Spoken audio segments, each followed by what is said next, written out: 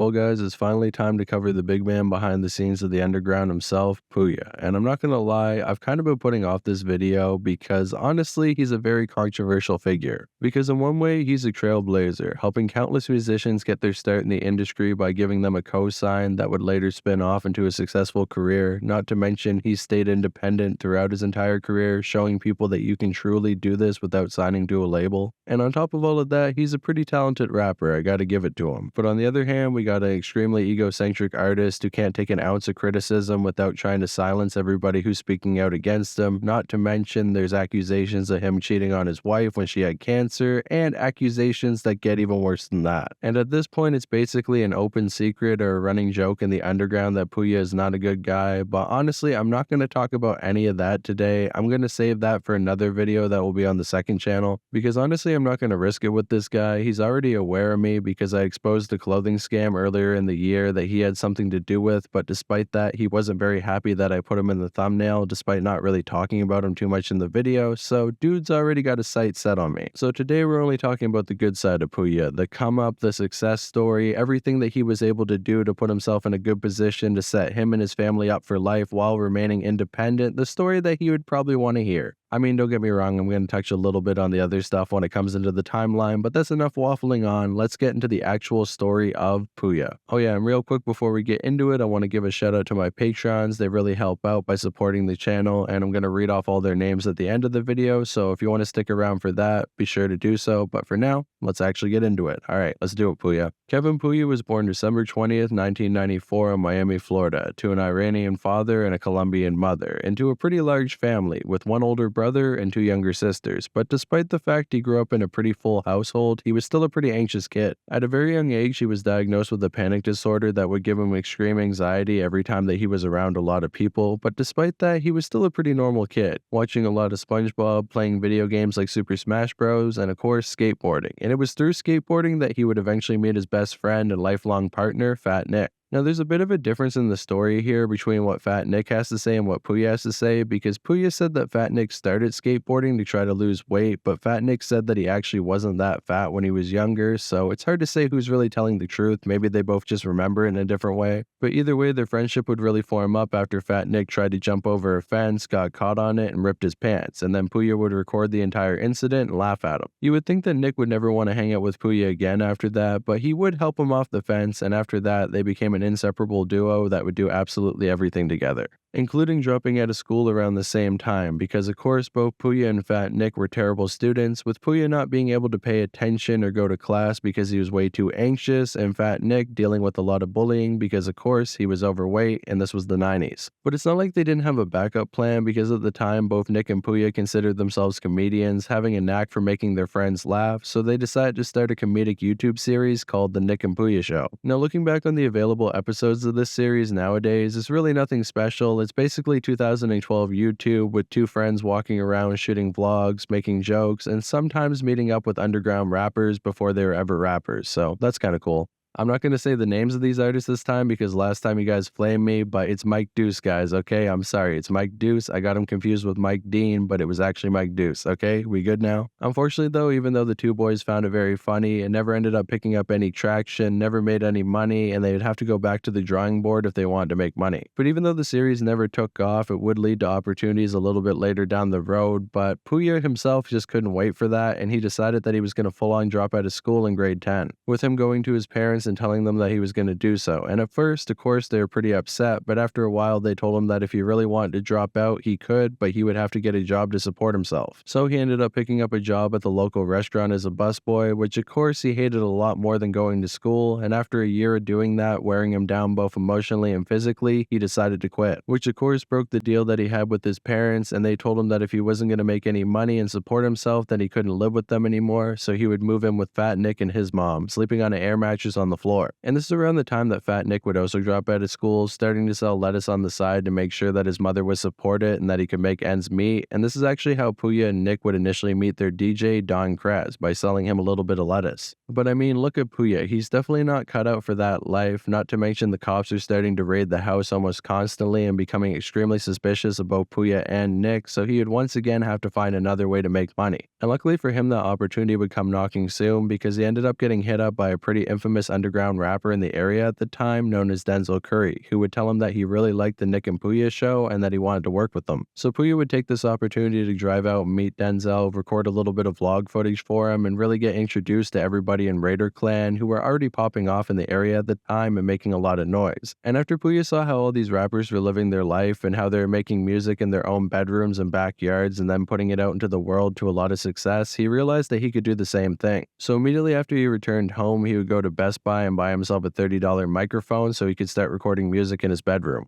At the time, I believe he was living with his grandmother. He talks a little bit about living with his grandmother, a little bit about living with Fat Nick, so I'm not sure the exact timeline on that, but I do imagine that if he was making music, he would have to have his own room and couldn't be sleeping on the floor. But either way, in 2012, he would start dropping his first ever tracks, being heavily influenced by Bone Thugs to the point that his alias at the time was actually Baby Bone, and he would even use YouTube to find Bone Thugs type beats so he could record his first ever tracks, mixing and mastering them himself, although I don't think we have any of these early tracks. He says all his music is still available online in some way or another, but it doesn't seem like anything prior to mid-2012 is still up. The oldest available track on his YouTube channel is a music video for the song Wake Up, so you would think that'd be his first ever song, but there was actually another music video that dropped that very same day for his track Shots from the Double Glock. So maybe you're thinking that Pouya came right out of the gate with 2 songs and 2 music videos on the very same day, but within the music video for Shots from the Double Glock, he would actually mention there was a previous music video that was released before for the very same song, so clearly that track must predate Wake Up, and it's actually his first track of all time. Or at least that's common knowledge online. Almost everybody says this track was the first one he ever dropped, but I don't think it's out of the question that there was previous tracks that are now deleted and maybe lost to history that he got rid of because he wasn't very proud of them. But either way, this track was a pretty strong one to start off with because it featured another artist from Raider Clan called Neil or Nell, I'm not really sure how it's said, as well as Denzel Curry appearing on the outro to say a couple words, so you could tell that he was definitely forming those connections early on. And with Raider Clan having such a strong influence in Florida at the time, it wasn't long before a couple of their fans would start latching on to Pouya as well, although in his No Jumper interview, Pouya would say that Raider Clan really never did anything to put him on, which doesn't seem true at all.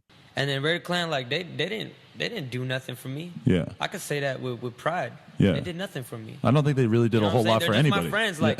I can kind of understand what he's saying here. They never put him on tour. They never let him officially join the group, but they definitely helped him out just by being around him and giving him that influence in the Florida scene. So I would say that he should show a little bit more respect to them, but maybe at this point he feels differently. Either way though, after dropping a couple more tracks, he get to work on his first official mixtape called Fuck It, which had features from Ruben Slick, the Proper Boys, as well as a couple other members of Raider Clan. So once again, they were giving him features. They definitely were helping him out, but that's besides the point, because Pouya ended up dropping this mixtape on Bandcamp, and because of that, with no algorithm to back it up, it didn't really do that well. And even to this day, he describes the mixtape as pretty trash, but he likes to keep it up because it shows his progression as an artist. After that, he would drop another mixtape called Don't Sleep on Me Ho, which had a feature from Mikey the Magician, showing that the original Buffet Boys were starting to form up around this time. But besides that, the entire mixtape is pretty uneventful, and it really didn't help Pouya gain any more clout in the underground scene, so he'd have to go back to the drawing board and find a new way to get people's attention.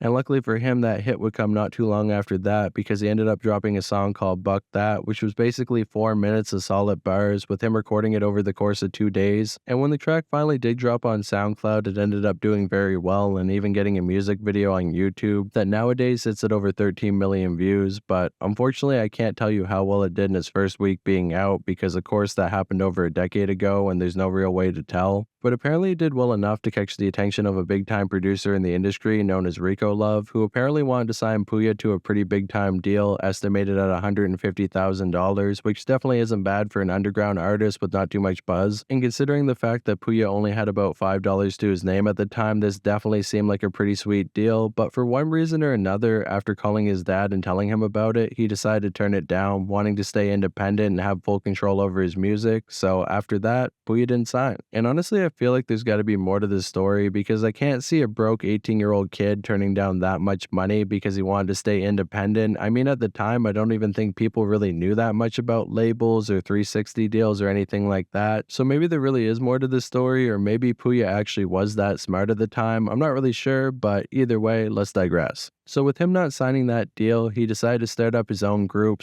/ kind of record company called Buffet Boys alongside Fat Nick, Mikey the Magician, and Don Krez. And in 2013, they would drop a group mixtape self-titled Buffet Boys, as well as Pouya dropping his own mixtape called Baby Bones, which had a feature from Rob Banks, which is pretty notable since he was a pretty big deal at the time. And soon after that, they would start doing shows in the local area. And this is basically where Pouya and Fat Nick would make 90% of their money at the time. It definitely wasn't anything impressive, with only about 50 to 60 people in the crowd, but even with that small of amount of people in the crowd, every single one of them were a fan of Fat Nick and Pouya and would sing along to every word. And this all came down to the fact that Pouya made his music very accessible. He would drop all his music for free on both SoundCloud and YouTube, meaning the biggest audience possible could listen to it, and the people that did find it would really attach onto it, coming to the shows and singing along to every single word. And this is a mentality that both Pouya and Fat Nick would keep through the following years, never trying to charge fans for music, never putting their music on Spotify, and only really making a profit when fans came out to shows and maybe bought a little bit of merch when they were there. And because of that, it wasn't long before he built up a cult fan base within Florida, as well as a couple other states as well. Apparently, his first ever show was actually in Arizona. There's even a video of it claiming that it's his first ever show, but I'm not sure if they mean just in Arizona or of all time. But honestly, I don't believe that Pouya would perform out of state for the first time before he had a show in Florida, so it's probably not true. In 2014, Pouya and Fat Nick would become acquainted with the artist known as Germ from Atlanta, with the three of them eventually meeting up and dropping a song together, with Pouya dropping another mixtape that very same year called Stena, as well as starting to drop music videos on the joint YouTube channel called Buffet Boys. And for the next couple years, that's basically how it went down. They drop mixtapes, they do music videos, they would collaborate together and do shows within Florida, building their fan base up bit by bit with new people starting to come out. The show is starting to get bigger, but it wasn't until 2015 that Pouya really started to pop off. And this is most likely down to the fact that in 2015, the SoundCloud wave was really starting to pick up traction. I mean, it definitely started all the way back in 2012 with people like Bones, Syringe, of course Pouya himself, but it didn't really start to get popular until a couple years later. He started the year off by dropping a project called Southside Slugs, which ended up getting him the first bit of attention outside of Florida. He would also get a Genius interview for one of the tracks off the project called Suicide in the Back of the Cadillac, but that wasn't until 2017, so I guess I'm getting a little bit ahead of myself. But the real reason this project is so important is it actually caught the attention of another upcoming rap group in the underground at the time known as Suicide Boys, who wanted to reach out to Pouya and make music with him. And Pouya would also become aware of them through a YouTuber called Shroomhead, who honestly probably deserves a video all to his own because he was very instrumental in the early SoundCloud wave and not a whole lot of people talk about him. But either way, he would introduce Pouya to the Suicide Boys, and the two quickly formed up a friendship and decided to make a track together. So the Suicide Boys would send Pouya 6 opens, telling him to pick his favorite and hop on it, but apparently Pouya liked all the songs so much that he hopped on every single one, and they created a mixtape together. This project was known as Southside Suicide, and once it dropped, it would go on to blow up the Suicide Boys into the big time, as well as helping out Pouya quite a bit too. But before it dropped, he actually ended up appearing on a little-known interview platform known as No Jumper. Yeah, that's right. Fat Nick and Pouya were actually the second ever artist to appear on No Jumper, right behind Xavier Wolf, and because of that, they would start to gain a lot of buzz in the LA scene, and a lot of people really seemed to like them. But you can definitely tell this interview was a product of his time, because about 70% of it is just Pouya and Adam22 talking about some really gnarly sex stories, and only about 30% actually talking about their come up. And during that entire time, Fat Nick is sitting there drinking grape juice, trying not to fall asleep, and every single time that Adam tries to ask him something, he basically doesn't have an answer for it. So overall, really dope podcast. Another important moment that happened that day was Pouya and the Suicide Boys meeting in person for the first time, and then soon after the interview came out, they would finally drop their project, which, like I mentioned before, went on to blow up the Suicide Boys, as well as getting Pouya a lot more attention in the broader underground scene. And it actually got to the point that both Pouya and the Suicide Boys couldn't go on tour together because basically they got so big that they couldn't pack enough people in a stadium to raise enough money for it to be worth it for them. And this is around the time that Pouya really started to become a lot more business minded, hiring a manager to take care of all his emails and really focusing on making some money off of tours as well as selling music, which to some fans at the time definitely came across as he was selling out, but I'm not going to fault the man for trying to make a little bit of money. I mean, after all, he has to eat. And this led 2016 to be an even bigger year for the two of them, with Fat Nick dropping a solo project called When the Lean Runs Out, as well as going on tour with two new upcomers known as Smoke Perp and Little Peep. And Pouya himself would appear on an interview with Vice, which ended up becoming a disaster for him. Basically, they wanted to go to the studio and record him in his natural element, but they also thought it was kind of boring the way that he would record music, so they set him up to try to make it a little bit more interesting. So Pouya and Don Krez had the genius idea to hire a bunch of prostitutes to come to the studio to try to make them look cooler, which definitely wasn't a good idea because Pouya Pouya actually ended up getting in a fight with one of them and calling them a very nasty name. And of course, Vice would get this entire thing on film, so when the interview did finally drop, they mainly focused on that event, saying that Pouya was a misogynistic artist that built his entire fan base off of hating women, which definitely got a lot of people on Twitter to not like him very much. And apparently Pouya took this so hard that he actually decided to sue Vice, and at this point the video actually has been taken down and I can't find it, so it seems like he might have been successful. Don't get me wrong, I know a lot of people are going to feel bad for Pouya here. I mean, he ended up doing an interview that he thought would make him look good, but when it came out, it showed a side of him that he didn't want his fans to see, so of course he wanted it taken down.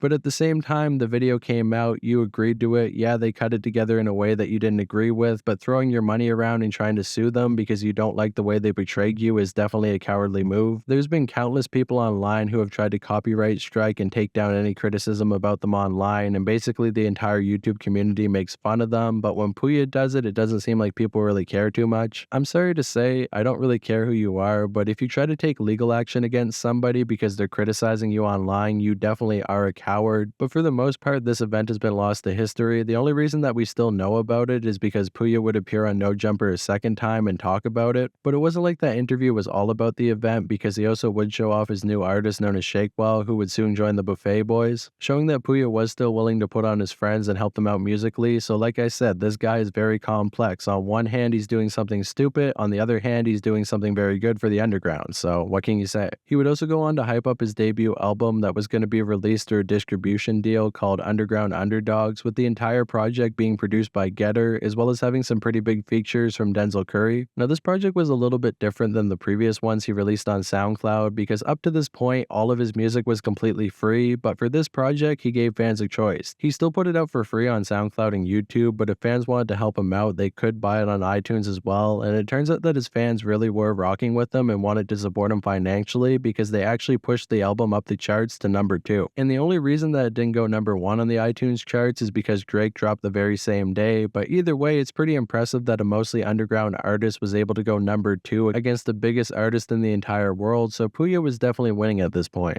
And around the same time, he would get into a committed relationship with the Instagram model known as Coco, basically putting the end to his Gooner era, making sure that he would never get in trouble again for anything sex related, and only being with one woman until the end of time. Yeah, of course that didn't happen, but we'll get to that when we get to it. Honestly, this relationship is a mess. There's a whole bunch of stuff circulating around it. Apparently he's cheated on her quite a few times. She actually ended up getting diagnosed with cancer at one point, and he still supposedly cheated on her. I'm not sure if that's actually true. People like to point to this one porn video that Pouya ended up recording in 2016 when they were supposedly still together. I'm not really sure about that. I think maybe they got together in 2017, but you would have to ask somebody a little bit more knowledgeable than me. Overall, it's a bunch of drama that mostly goes down on Twitter. Basically, they're together, they're happy, they then break up, and Pouya throws a fit on Twitter, gets upset, calls her out, and then they get back together. And that's been going on for almost a decade at this point. But either way, his project ended up doing very well, appearing at number 156 on the Billboard Hot 200, which is definitely pretty impressive for an underground artist, and soon after that, he would also appear on Montreality to do an interview alongside his brother Fat Nick.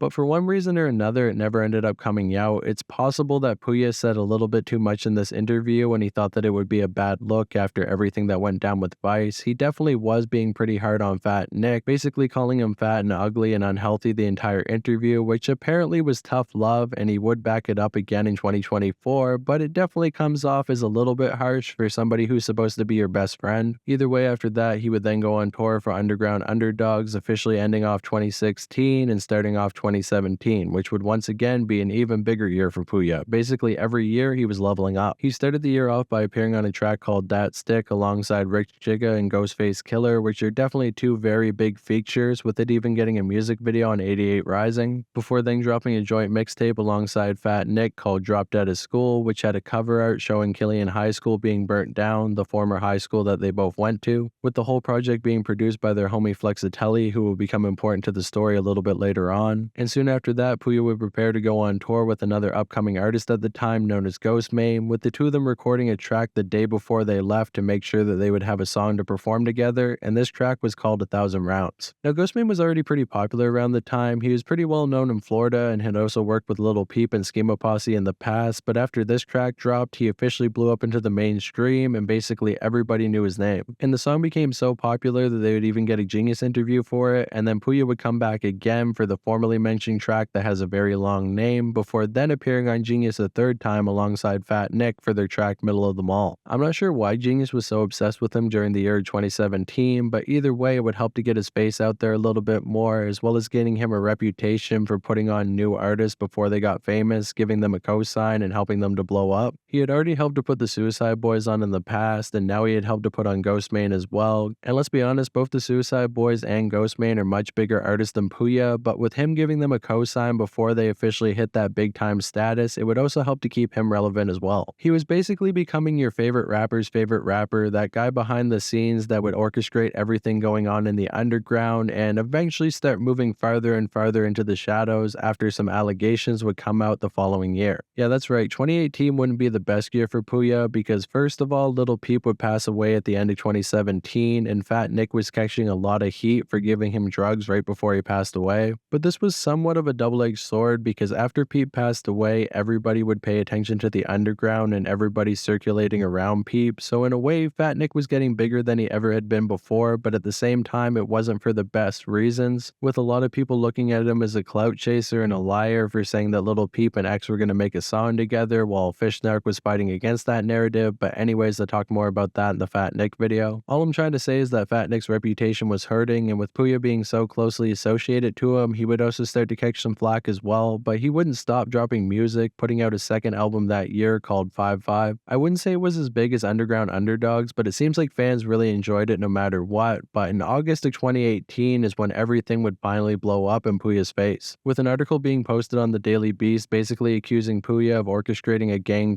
when he was on tour with Ghostmane. I'm not going to go into detail here. I'll make a video on my second channel talking a little bit more about the allegations, but basically it was pretty bad. But keep in mind this was 2018 and that was a very different time. We had people like Famous Dax, Axe, 6ix9ine who all had their own nasty allegations, but at the same time it was hip hop. Who cares if these people are good people? They can do whatever they want. Most people only really wanted to listen to their favorite rappers. They didn't want any more drama circulating around it. So basically it was just a bunch of people on Twitter coming out against Pouya who already didn't like him because they thought that he was misogynistic, and it basically became this weird political thing online where if you cared about what Pouya did, you were seen as a feminist or somebody who was already against him from the get-go. Not to mention Pouya wasn't that popular in 2018, so he was mostly able to fade into the shadows, dodge away from this, and not really say a whole lot about it. His girlfriend would come out to defend him, and he would post this tweet talking about the person who was accusing him, so that's pretty extreme for somebody who supposedly is a victim in the situation. But if he is really falsely accused, I can't blame him, I guess. But at the time, nobody really covered the story, nobody really cared about it, and it kind of just faded into memory, with a lot of people saying, doesn't Pouya have some weird accusations? Well, yeah, I think so, but honestly, I can't remember, so it's probably not that important. And honestly, that hasn't changed to this day because he would immediately get an interview on Mass Appeal where he would talk about the new album and basically pretend like none of this ever happened in the first place. And he would only continue to rise because honestly 2019 was probably the biggest year he ever had during his entire career, with him appearing on Grey Day along Shoreline Mafia, the Suicide Boys, City Morgue, and a bunch of other big acts. He would drop his third project called The South Has Something to Say, which had features from Juicy J, Midnight Rush, City Morgue, and also had a tribute to X and Peep on it, so that was very popular. He dropped his biggest song of all time, Florida Thang, which had a weird little controversy where him and Coco were actually broken up at the time, and apparently he based the cover art off of her body shape even though they weren't together, so that was kind of weird, but it seems like fans didn't really care. With him finishing off the year by appearing at Rolling Loud for the first time and then taking all the momentum that he had from 2019 and rolling it into 2020, with him going on a Europe-wide tour for the first time, getting interviews in Germany, and only growing his bag and influence even farther. together. But of course, not long after that, the pandemic would hit and he would have to go back behind the scenes, starting to look for new talent that he could sign and maybe put on. And lucky for him, he would find an artist known as Killswitch who had a connection to Flexatelli, who would then introduce him to Mikey the Magician, before then getting on a FaceTime call with Pouya, who immediately decided to sign him to his new label called All But Six. And for the rest of the year, he would basically remain behind the scenes, orchestrating his career, and strangely not appearing on Grade A that year. In fact, Pouya has never come back to Grade A in the following years for some reason, and I'm not really sure why. Some people think that maybe he has beef with the Suicide Boys, but Ghostmane and Suicide Boys haven't liked each other since 2016, and they still perform together, so it's probably not that. Honestly, I think Pouya's smart enough to see the changing climate online, and he knows that if he puts himself too much out there, then somebody might talk about his former allegations or maybe some of the other dark stuff he's done during his career, so he's instead trying to go more behind the scenes. I mean, think about it. Everybody knows the name Pouya, but is Pouya your favorite artist? Do you know too much about the guy? No, you probably just know that he works with your favorite artist. It's a good connection, it keeps him relevant, but he doesn't have to put too much of himself out there. Anyways, in 2021, he would appear on a song alongside Killswitch called Lord of the Flies, before then dropping a project called Blood Is Never Thicker Than Water. After that, we wouldn't see too much of him in 2022. Apparently, he actually tried to perform at the Gathering of the Juggalos, but the Juggalos didn't mess with him, so he wasn't able to go out. He would, however, return in 2023 to put out another album called Gator, which had some pretty big features and seemed to be impressive, before finally announcing that he was going to put out one more album before retiring from rap once and for all.